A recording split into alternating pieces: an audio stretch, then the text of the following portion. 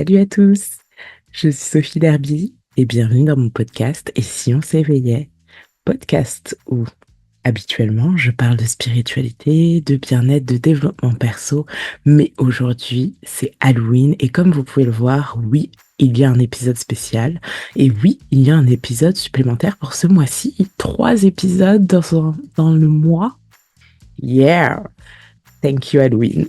Donc aujourd'hui, et on est dans un épisode plutôt spécial, donc spécial Halloween, spécial witchy, spécial magie. En tout cas, je vous prépare plusieurs choses pour cet épisode. J'espère que vous êtes prêts. Let's go!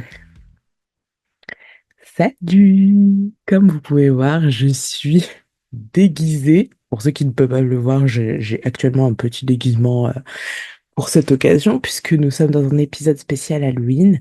Donc voilà, je vous ai préparé plusieurs petites choses.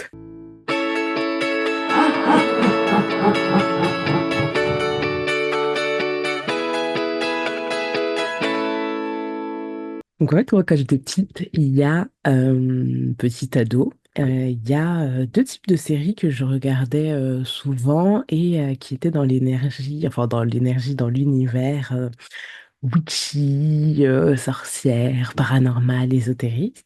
Donc il y a bien sûr les séries qui parlaient où il y avait des sorcières, où il y avait des démons, des vampires et tout ça. Puis il y a celles où il y avait des médiums. Donc des personnes qui voyaient des défunts ou qui pouvaient remonter dans le temps. Enfin, en tout cas, ceux qui avaient des pouvoirs particuliers, des dons particuliers. Et donc, à la période de mon adolescence, je regardais des séries comme Sabrina l'apprentie sorcière. Je ne sais pas si vous connaissez, je sais qu'il y a une nouvelle version qui est sortie récemment, mais moi je parle de celle avec Melissa Joan Hart, où du coup on suit une jeune adolescente qui découvre qu'en fait elle est sorcière et donc comment ça chamboule un peu sa vie. Il y avait aussi bien sûr dans la trilogie du samedi soir Buffy contre les vampires, où du coup elle deal avec son rôle de sauveuse et se bat contre les vampires, les démons et tout ça. Buffy. Quelle époque, franchement. Bah, juste à la fin, les deux dernières saisons, ou la dernière saison où j'ai pas accroché, je pense qu'ils auraient dû arrêter bien plus tôt. Je vais retirer mon voile quand même. Il y avait aussi, bah, bien sûr, c'est ma série number one, c'est Charmed. Charmed avec les trois sœurs Halliwell, avec Prue, Phoebe, Piper, Paige. Moi, j'étais plutôt team bah, les 3 premières saisons avec Prue, parce que j'étais team Prue, team Shannon Doherty. Et franchement, c'était une série qui me faisait voyager. C'est-à-dire que enfin, à cette époque-là, j'avais même créé mon propre livre des ombres où je mettais mes petites incantations, je faisais mes petites formules, j'avais des petits dessins de pentagrammes, genre vraiment la witchy dans toute sa vibes. Et je m'imaginais être une demi-sœur, parce que clairement, bah, voilà, on se ressemble pas du tout, mais une demi-sœur éloignée. En plus, c'était même avant l'histoire de Paige. Ça veut dire que j'avais déjà créé une demi-sœur avant même qu'ils en aient une. Et voilà, et franchement, j'adorais les suivre bah, en même temps, on les voit évoluer entre leur désir bah, de finalement avoir leur vie individuelle, mais au final, elles doivent rester ensemble parce que leur pouvoir est plus fort à trois et de les voir évoluer à travers leurs histoires d'amour, à travers leurs histoires entre elles et tout. Et j'ai adoré. J'avoue que après le départ de Prue, c'était un peu compliqué parce que je pense que je faisais partie des rageux qui avaient un peu le seum contre Alicia Milano. Donc pour ceux et celles qui avaient suivi, il y avait comme des gros clashs, des conflits entre Shannon Doherty et Alicia Milano. Et au final, bah, c'est Shannon Doherty qui a été virée. Et franchement, j'ai très mal vécu, j'étais énervée. Donc, ça fait que j'ai du mal à suivre les épisodes avec Paige. Au début, j'ai suivi, puis je crois que j'ai un peu lâché, je sais même plus comment ça se termine. Mais Charmed reste la série number one qui a bercé mon enfance, mon adolescence et qui a contribué à la vibes witchy en moi, ça c'est sûr. La vibes de petite sorcière et tout, avec le petit livre des ombres, c'était fou quand même. Je crois que je l'ai encore. Faudrait que je regarde. Puis petite pensée pour Shannon Doherty qui nous a quittés en juillet. Franchement, c'était dur, hein. Enfin, j'ai vécu vraiment comme une grosse perte. C'est comme si une part de mon enfance et de mon adolescence était partie, quoi. Enfin, en plus, c'était vraiment mon actrice préférée. Donc, voilà, petite pensée pour Shannon Doherty qui s'est battue malgré tout contre son cancer et voilà, une badass, quoi. Le deuxième type de série dont je vous ai parlé, donc celle où il y a des médiums, des personnes qui ont des pouvoirs et tout ça, c'était des séries comme Ghost Whisperer qui passait sur le TF1 dans mes souvenirs, avec Jennifer Love Hewitt, si je me souviens bien. J'aimais bien, hein. Franchement, la suivre dans son petit village. J'espère que c'était pas un village, désolé pour l'insulte, mais sa petite ville avec son mari, tout. Franchement, j'aimais bien. Il y avait une série aussi que je regardais qui était, il me semble, dans la trilogie du samedi, que je trouvais beaucoup plus adulte. C'est peut-être pas ça le terme, mais en tout cas, comparé aux autres séries que je regardais, cette série-là, je la trouvais beaucoup plus adulte. C'était Medium avec Patricia Arquette, où elle incarne Alison Dubois, qui, en fait, au début, a pas mal de visions, et puis elle pense en fait avoir des problèmes psy, et au final, elle découvre qu'en fait, elle est médium, et elle en vient aider. Me semble-t-il, des avocats ou en tout cas la justice pour résoudre des affaires ou en tout cas pour les aider pour lors des affaires. Et franchement, j'aimais bien suivre Patricia Arquette dans toute son aventure et tout. C'était des petites séries fortes comme ça. Il y avait aussi Roswell. J'aimais trop. Déjà, juste le générique avec Dido. Peut-on parler de Dido, cette chanson-là? Ah là là là là là. J'aimais trop Roswell. Même si Lise, je crois, qui était l'amoureuse de, comment s'appelait le gars? Le personnage principal? Oh, je me souvenais plus. En tout cas, là, ce couple-là m'énervait au bout d'un moment. Mais j'adorais Roswell. Il y avait aussi la série True Calling, qui était justement avec une des actrices de Buffy. C'est Elisa Dushku, si je prononce bien, celle qui jouait Faith dans Buffy. Et en fait, dans cette série-là, elle incarnait une étudiante qui travaillait à la morgue. Et en gros, lorsqu'elle prépare les morts ou autres, il y a des morts qui se retournent comme ça et qui font, et du coup, elle se retrouve à remonter les dernières 24 heures ou 48 heures de la personne pour l'aider, pour changer en fait son destin. Cette série, elle était trop bien, mais elle a duré que 2 saisons. Ils l'ont arrêté. J'étais dégoûtée. Franchement, j'aimais trop. Je la trouvais genre inédite. C'est vraiment, ça différenciait des autres types de séries et tout. Mais malheureusement, bah, ça n'a pas duré. Puis c'est aussi la période où je crois que tu sais, tu regardes tes séries, puis tu pries secrètement pour que les États-Unis, ils annulent pas la série parce que on était super dépendants de leurs décisions et tout. J'étais, ah non! Mais True Calling, dites-moi si vous vous souvenez ou si vous avez suivi cette série avec Elisa Dushku. Franchement, elle était top. Et par rapport à ces séries, ce qui m'a attiré, c'était vraiment le fait de me dire, waouh, je trouvais ça impressionnant qu'elle voit les défunts, qu'elle essaye de les aider, qu'elle essaye de passer des messages et tout ça. Et à la fin, à la fois, il y avait une part de moi qui était un peu effrayée par ça parce que je sais pas, je me disais, si j'étais à leur place, hmm, je sais pas. Et pourtant, voilà. Mais, et du coup, il y a cette dualité qui m'attirait de regarder, de voir ce fascinement de voir comme quoi, comment en fait ça pouvait aussi avoir un impact au niveau de leur famille, au niveau de leur couple, et puis bah, finalement d'assurer ce rôle de médium en fait. Ça, j'adorais. Alors dites-moi si ça vous parle, si vous en voyez d'autres, si vous pensez à d'autres séries qui vous ont marqué comme ça, que ce soit dans la trilogie du samedi soir. Déjà, est-ce que la trilogie du samedi soir, vous étiez comme moi à l'attendre avec impatience et tout? Et si vous voyez d'autres séries, parce qu'il y en avait plein, franchement, pour moi, la trilogie du samedi soir, c'était là. Il y avait bien sûr le Caméléon, Jane Doe, des choses comme ça, mais je trouve que c'était aussi la réunion de séries où, en fait, les femmes, c'était des badass, quoi, et ça faisait plaisir. Maintenant, pour les films, il y a deux types de films que j'adore. J'ai toujours aimé les films fantastiques parce que ça me fait voyager, que je suis vraiment quelqu'un, bah, comme vous avez pu le voir, qui s'imagine être des personnages dans des séries ou autres, et donc qui vont voyager dans cet univers un peu paranormal, fantastique et tout ça. Donc il y a deux types de films. Il y a les premiers qui me font pas du tout voyager, mais que j'adore aller voir, c'est les films d'horreur, les films. Donc il y a j'avoue que j'ai plus un attrait pour les films d'horreur qui vont parler de l'ésotérisme, du paranormal et tout ça, que les films gore ou de meurtriers. Même si je vais quand même voir des films comme Halloween. Il y a quoi d'autre comme film avec des petits meurtriers, des petits meurtriers? Il y a Scream, mais Scream, j'ai jamais vraiment considéré comme un film d'horreur, quoique les dernières versions, j'ai bien aimé là avec comment elle s'appelle l'actrice? Oh merde, celle qui joue mercredi. J'ai un trou. J'ai un trou. En tout cas, vous voyez. Mais pour Scream, vu que c'était assorti, enfin, en tout cas, c'était proche de Scary Movie qui avait fait des parodies de Scream. Du coup, j'ai comme du mal à le voir comme un film d'horreur. Et souviens-toi l'été dernier aussi.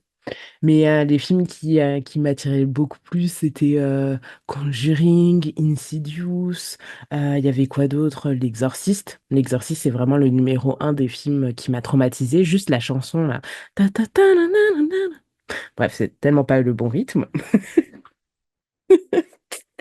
Mais ouais, l'Exorciste, ça m'avait traumatisé. Et je pense qu'à un moment, je crois, parce que je l'avais vu très jeune, l'Exorciste, et je crois que je m'étais dit, allez, il faut couper le trauma, donc je vais essayer de le revoir et tout. Donc j'étais beaucoup plus âgée, et je me suis rendu compte que le film a très mal vieilli. Donc du coup, j'ai même pas tenu 10 minutes parce que c'était too much, c'était horrible, c'était mal fait.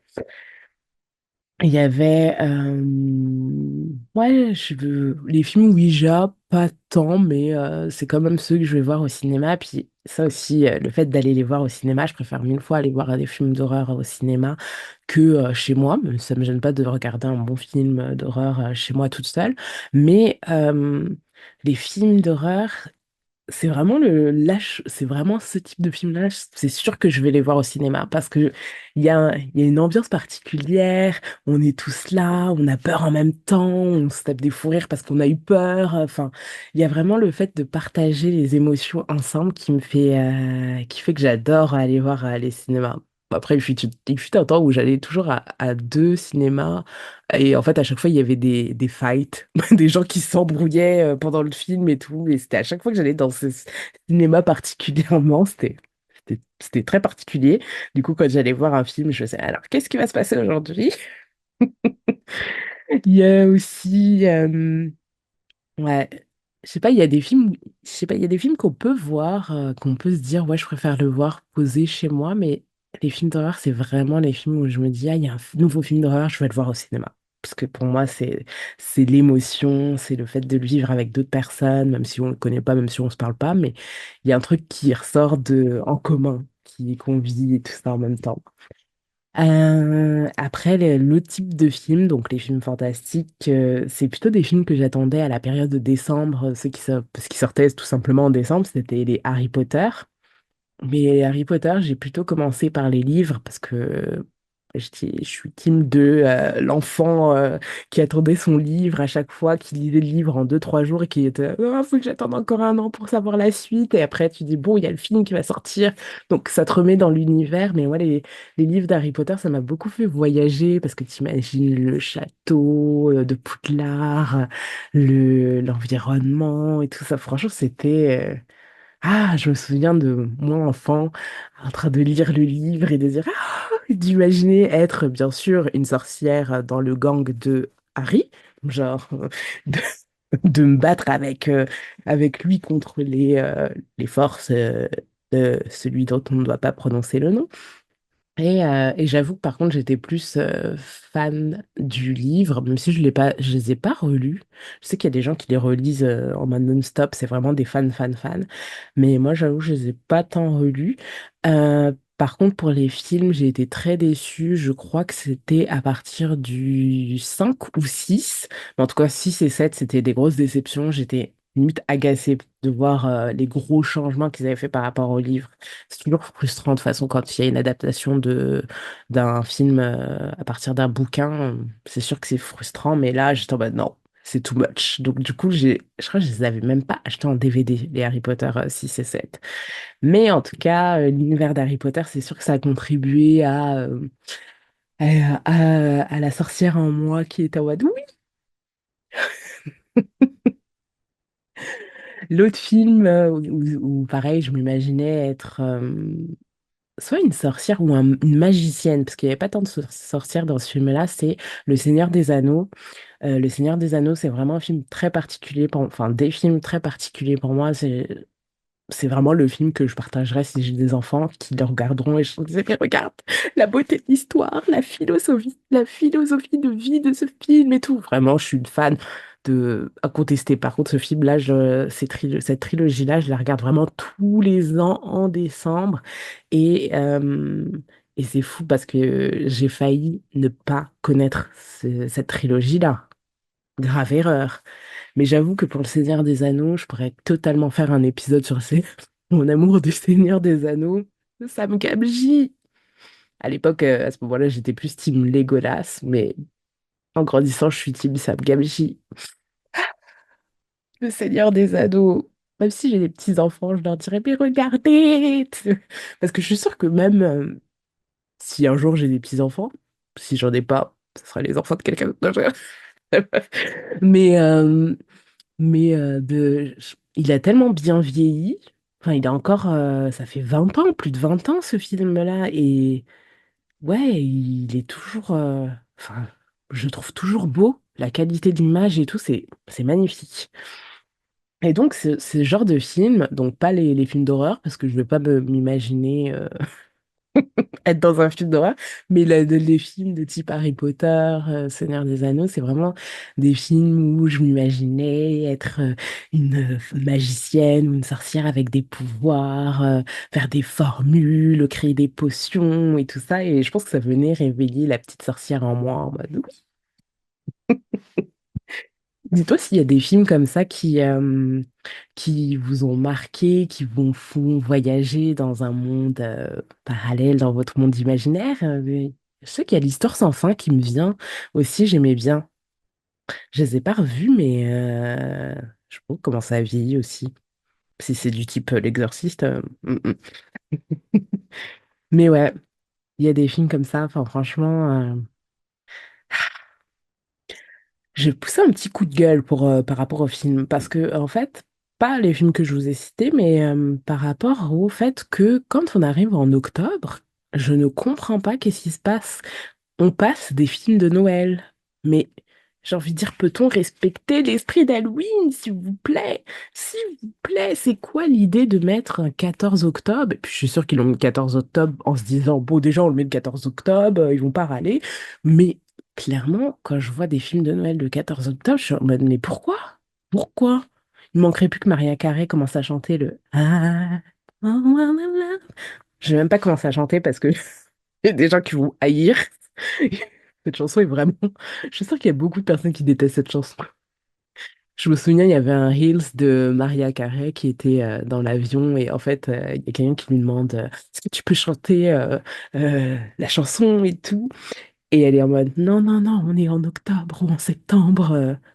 Laissez-moi le temps et tout votre ça, mais elle me fait délirer avec ces petits reels. Mais franchement, je me dis, mais peut-on respecter l'esprit d'Halloween? Autant on doit respecter l'esprit de Noël, mais l'esprit d'Halloween, on s'en fiche un peu.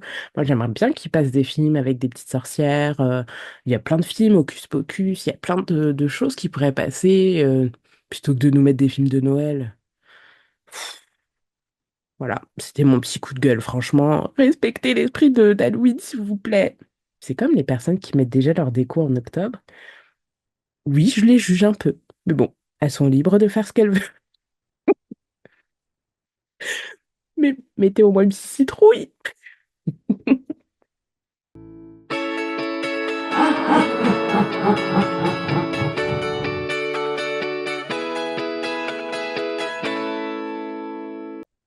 Je vais vous parler de mes moments préférés que j'adore dans la période d'Halloween. Moi, personnellement, la fête d'Halloween, c'est vraiment une fête que j'adore, alors que je déteste la période de l'automne. Enfin, ça dépend. Les automnes très humides, très froids, c'est pas ma vibes. L'hiver. Voilà, n'en parlons pas. Franchement, c'est vraiment la saison que je... Encore si on hibernait, je me pose des questions. Peut-être que je verrais l'hiver autrement, mais l'hiver, c'est vraiment pas ma saison. Et donc, du coup, le seul moment que j'attends quand on arrive dans dans ces saisons-là, c'est Halloween. Et je pense que, en fait, du coup, je sais pas, mais Halloween, j'adore l'esprit, j'adore. Je pense que la petite sorcière en moi, qui avait son petit livre des ombres, qui, ouais, qui était là à faire ses petites potions, à dessiner ses petites choses, elle est en mode, ah, c'est mon moment, c'est mon moment.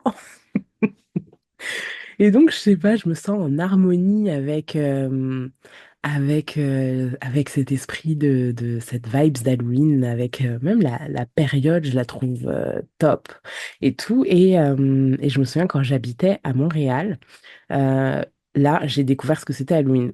Franchement, je me suis dit, mais en fait, en France, on est des petits joueurs. En tout cas, quand je suis arrivée au Canada, quand j'étais à Montréal, j'ai vu les décorations de maison pour Halloween, les rues. Je me suis dit, oh, waouh, je pouvais rester dehors juste à regarder les maisons comme ça, à être émerveillée, à admirer le talent de décoration des personnes. Enfin, franchement, c'était ouf. Et j'étais là, waouh, comme une enfant. Ah. Je me souviens, j'avais organisé aussi une fête et du coup, pour aller chercher les décos, j'avais investi de fou. Si j'ai des photos, je vous les mettrai. J'étais allée au verger pour aller chercher les citrouilles et puis après, on allait avec mes colocs, on les a décorés. Tu sais, c'était la première fois que je décorais des citrouilles. Je n'avais jamais fait ça de ma vie. Je sais pas pourquoi, je pense que c'est pas, je sais pas. Je sais pas pourquoi j'ai jamais fait ça dans mon enfance. C'est peut-être pas culturellement ce qu'on fait, mais je sais pas, on n'a jamais tenté. Mais c'était vraiment une belle découverte. Je prenais tellement de plaisir à faire ma petite citrouille et tout. Je lui avais donné un nom et tout. Ah, j'avais adoré organiser cette fête-là. C'était vraiment un bon moment jusqu'à ce qu'une personne écrase ma citrouille. C'est pas écraser, c'est vraiment la tuer. Oui, oui, c'était un meurtre, je le dis. On m'a vu ma souris, il l'a écrasée. Je fais. D'ailleurs, si tu écoutes ce podcast, si tu me regardes, je n'ai pas oublié. Ma citrouille. Franchement, j'avais mis tout mon cœur à la faire et tout, et elle a été détruite comme ça. Bref, en tout cas, hormis cet incident, cette soirée, j'avais vraiment adoré l'organiser. Je me sentais vraiment bien. Il y avait un autre événement aussi que j'avais bien aimé, c'était l'année dernière en fait, il y avait une grande soirée dans bah, le bar où je vais souvent, une grande soirée Halloween où il y avait des performances, tout le monde était déguisé, et tout, c'était vraiment stylé. Puis là, du coup, on avait un coin où on pouvait tirer des cartes, donc du coup, je tirais des cartes aux personnes qui venaient et tout. Ah, j'ai adoré. Déjà que je le faisais déjà en temps normal dans ce bar-là, mais le faire à Halloween, ça rajoutait une autre vibes, une vibes autre. Je me sens vraiment comme une enfant pour Halloween, c'est abusé. Il y a aussi des petits rituels que je fais. Donc, évidemment, je me tire les cartes. Je fais des petites intentions. Je me connecte à la petite sorcière en moi. Il y a plein de choses et tout. Enfin, vraiment, Halloween, c'est vraiment une période bah, que je répète, mais que j'adore parce que je sais pas, je me sens en harmonie. Je me sens bien avant l'hiver. Hmm. Et toi, dis-moi, est-ce qu'il y a des petits rituels que tu fais? Est-ce il y a des choses que tu adores particulièrement faire à Halloween? Peut-être manger des bonbons, je n'ai pas dit, ou alors juste se déguiser aussi, choisir son déguisement, c'est-à-dire choisir son make-up. Moi, je suis pas trop des make-up de fou, mais j'adore choisir mon déguisement. Il y a... Est-ce qu'il y a des choses que tu adores faire à Halloween, comme décorer ta maison, faire des citrouilles? N'hésite pas à me partager ça en commentaire. Ah, Hadou.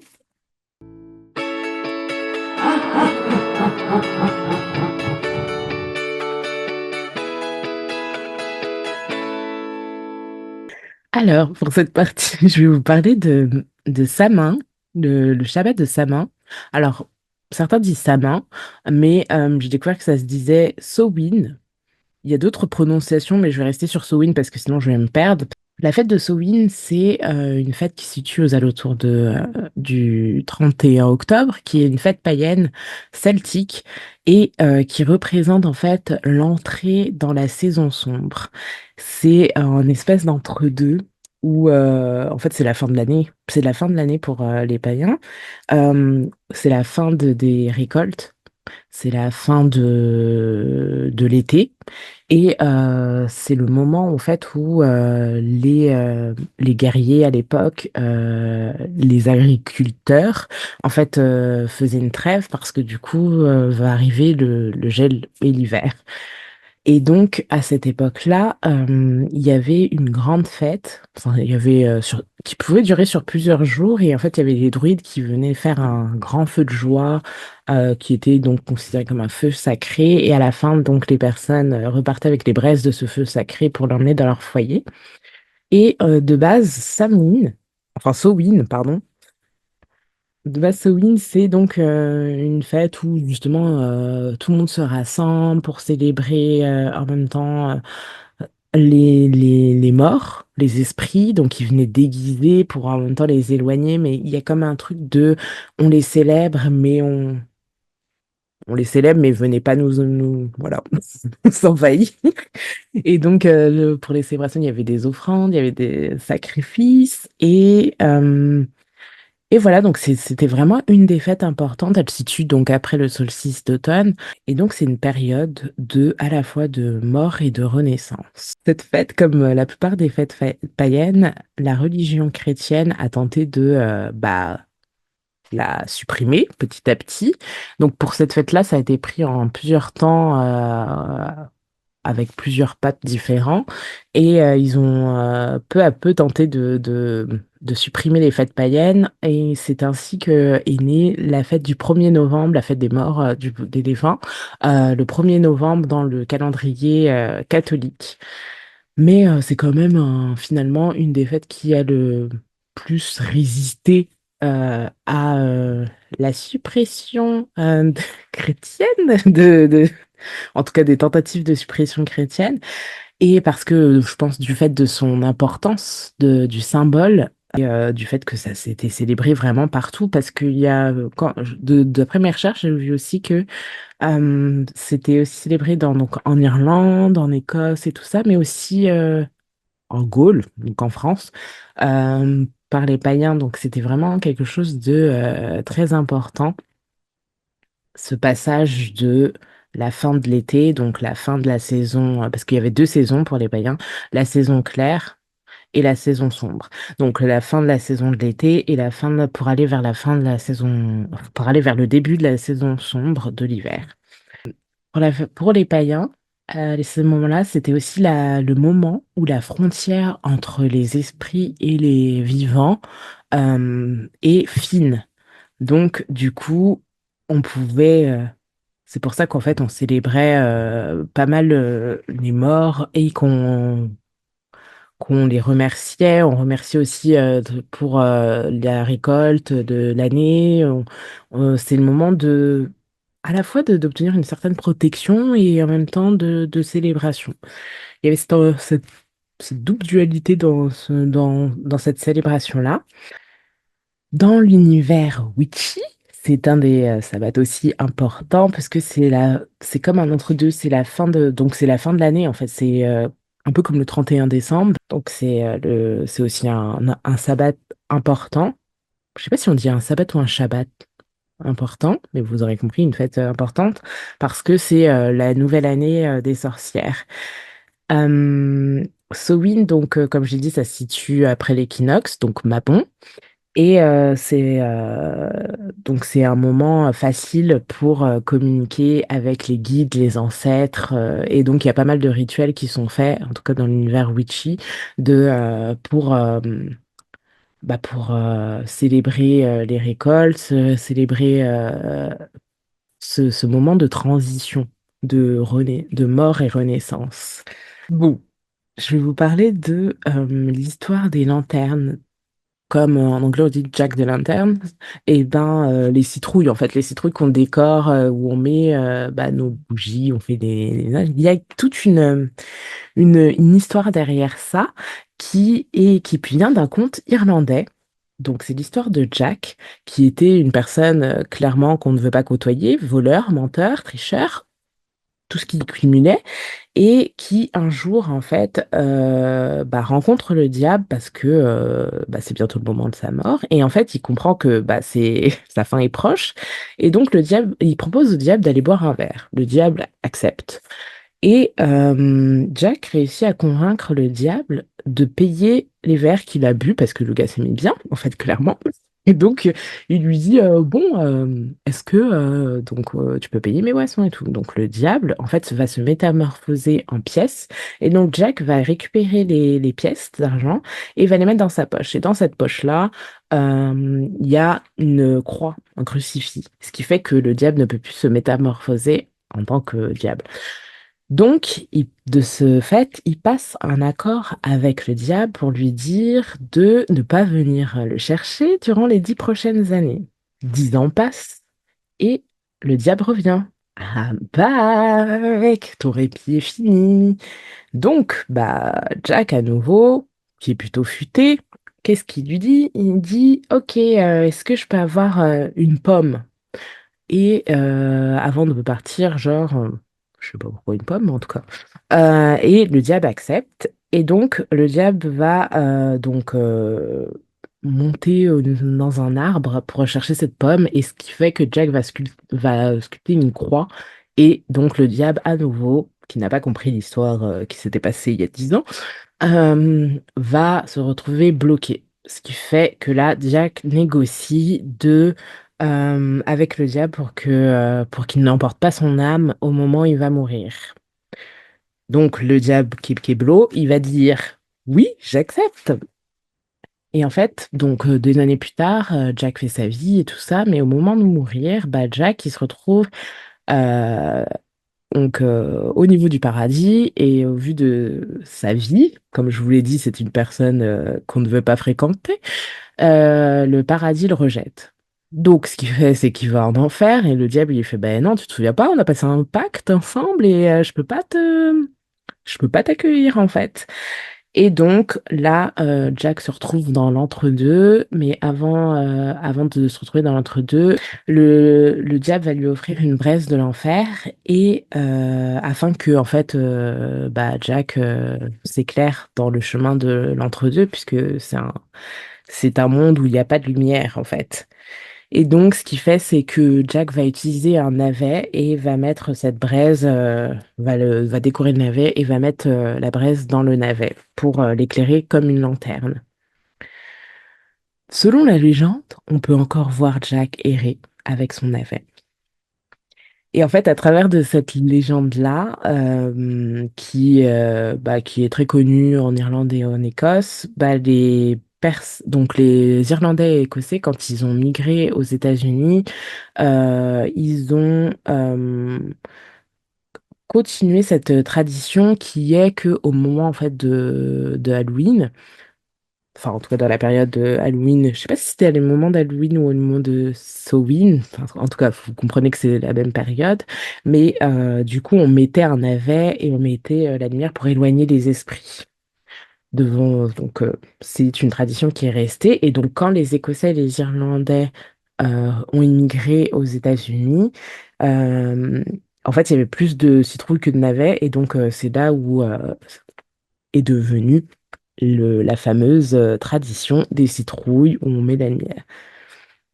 Voilà pour la partie historique de Samhain et des citrouilles pour Halloween. J'espère que ça vous a plu.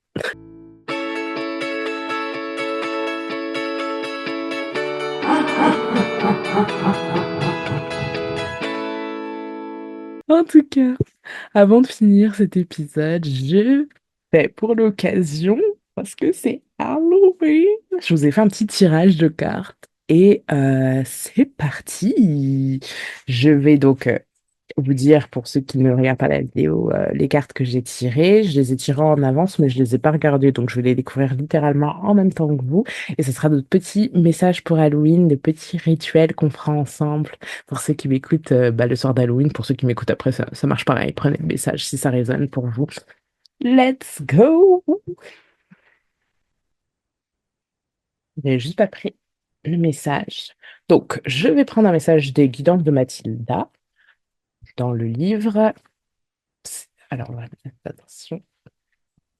Message de Halloween. C'est un message. Ok. Cette séparation est temporaire. Lâche prise. La la la. Ok. Donc là, le message de guidance de Mathilda nous dit cette séparation est temporaire. Lâche prise. J'ai pour l'occasion pris mes oracles et tarot en vibes avec les sorcières. Donc je crois que c'est l'oracle du tableau des sorcières. J'adore. La carte, c'est le livre des ombres, les expériences. J'ai plus le livre qui explique, je ne l'ai pas retrouvé. Donc je vais faire à l'inspiration. Et j'adore, vu que j'ai parlé au début de l'épisode de Charmed avec le livre des ombres, du coup ça me fait penser à... c'est la carte 41. Ah, je vais toutes les tirer d'abord avant. Oh, j'adore la carte du livre des ombres, c'est trop la synchronicité. Après, avec l'oracle du Everyday Witch. C'est quoi le truc? Oui, c'est Everyday Witch Oracle, pardon. La carte de le Everyday Witch Oracle, c'est méditation pour... C'est Meditation for Clarity. Ok. Euh, j'ai aussi tiré une carte de l'oracle de la moonologie parce que, si je me souviens bien, je crois qu'il y a une nouvelle lune à la même période de Halloween ou très proche. Donc, je vais faire tomber la carte. C'est a personal issue which resolution. Oui, c'est des oracles en anglais et c'est avec la pleine lune en cancer. Donc, voilà. Et donc, j'ai tiré deux cartes de tarot, du Everyday Witch Tarot. On a le 10 de bâton et la force. Donc, le message avec cette séparation est temporaire, lâche prise. Avec le livre des ombres, ça me fait penser à... De toute façon, comme je l'ai dit, avec Samhain et de toute façon la saison de l'automne, on est dans une saison où on lâche prise, on est dans la gratitude de l'année qu'on a passée et c'est aussi le moment de faire un bilan ben ok, donc cette année, je suis reconnaissante pour ça, j'aimerais garder ça. Moi, c'est un petit rituel que je me ferais, mais je peux vous conseiller ce rituel-là, c'est j'aimerais garder je sais pas, par exemple, ma peur de ça ou mon comportement face à ça, j'aimerais bien lâcher prise, m'en libérer. Donc c'est un peu la période avec toutes ces cartes ça fait très ambiance fin de cycle en fait. Très vibes fin de cycle. Et mais par contre, pour le nouveau cycle, ça va te demander de puiser dans ton courage, de faire un bilan de méditer et de regarder en fait les expériences que tu as traversées pour, mais pour faire un point sur justement qu'est-ce que ces expériences que tu as eues, je sais pas, on pourrait prendre cette dernière année, mais ça peut être ces 5 dernières années ou ces 10 dernières années. Qu'est-ce que ces expériences t'ont apprises, qu'elles étaient douloureuses, puisqu'avec on a quand même un 10 de bâton, donc c'est vraiment ça a été lourd, quoi.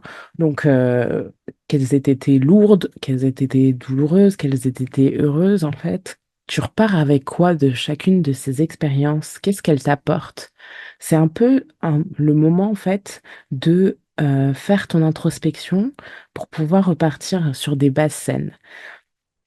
Et donc, avec la carte de la force, on va te demander de ne pas avoir peur de regarder justement les peurs, de regarder aussi euh,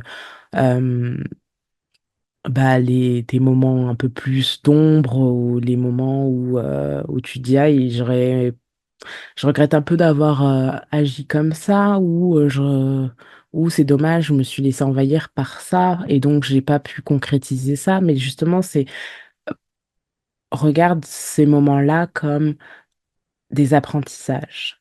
C'est un peu ça que vient de nous dire le message de Halloween.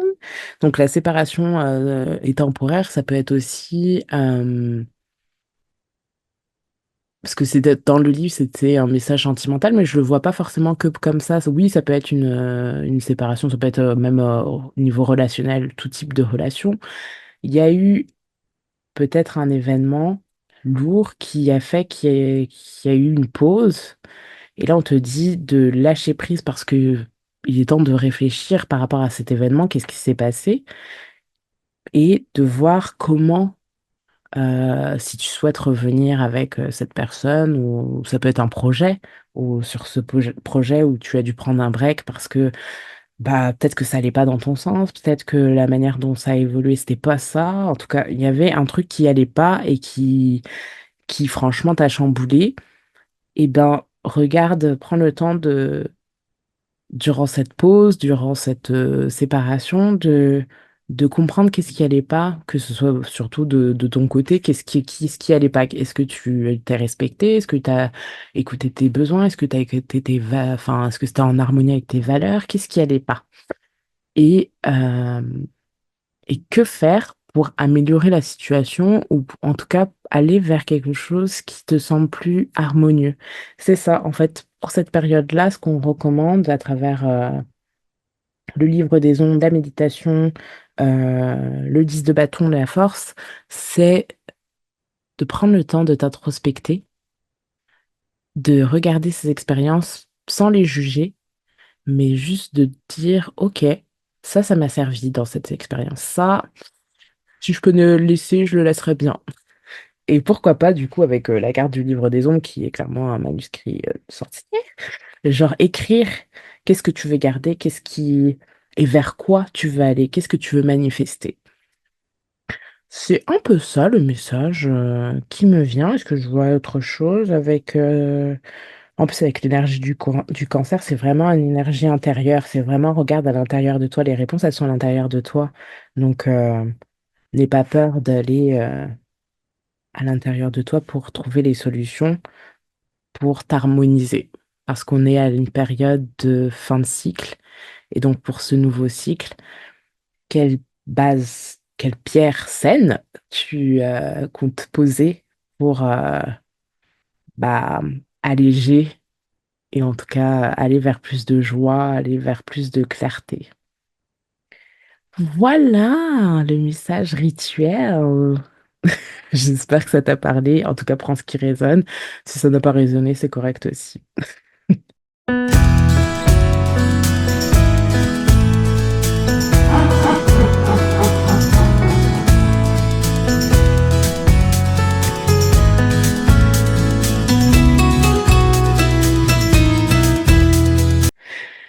On arrive à la fin de cet épisode d'Halloween. J'espère qu'il t'a plu. J'espère que ma folie d'Halloween, ma folie witchy, mon déguisement, je vais remettre le voile pour la fin. J'espère qu'en tout cas cet épisode t'a plu. Si c'est le cas, n'hésite pas à liker, à le partager, à t'abonner. Je remercie ceux qui auront regardé, écouté cet épisode.